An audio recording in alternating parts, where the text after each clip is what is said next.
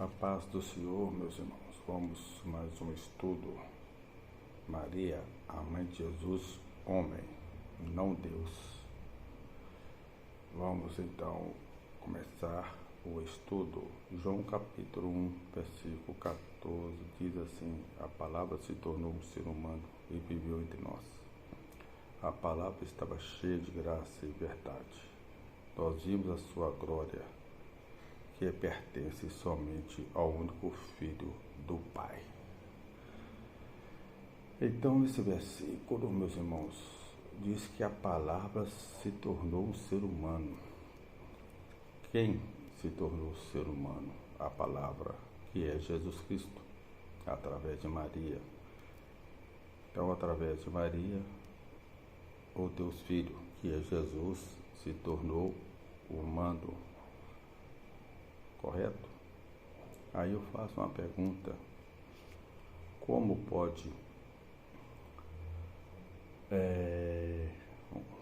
a criatura, a criação, ser mãe do próprio Criador? É difícil, né? Você cria uma coisa e essa coisa vai ser seu pai ou sua mãe? Isso é impossível, né? João capítulo 1, versículo de 1 a 5, diz assim: no princípio, antes de existir qualquer outra coisa. Aí eu vou substituir agora a palavra por Jesus. Alguma Bíblia tem o verbo, né? Então eu vou começar então aqui o verbo, a palavra, dependendo da sua Bíblia. Eu vou pegar a palavra e vou colocar no lugar Jesus, que foi a palavra, que se fez carne, se tornou humano. Então, no princípio, antes de existir qualquer outra coisa, quer dizer, então não existia nada ali sem ser outra coisa, sem ser Jesus. Jesus já existia. Então, como é que Maria pode ser a mãe de um ser que já existia? Não tem como, meus irmãos. Jesus estava com Deus e Jesus era Deus. Aquele que era a palavra, ou seja, Jesus estava no princípio com Deus.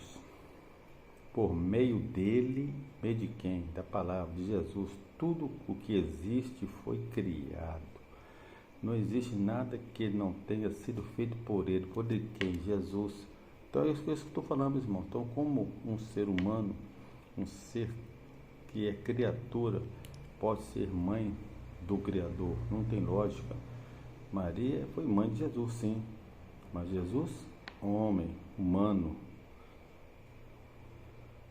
Jesus estava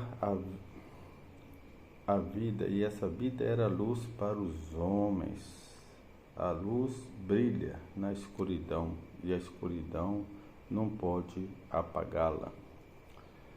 Aí quando a gente vai lá em Gênesis capítulo 1, versículo 26, vou pegar somente a parte A, que diz assim: então disse Deus, façamos.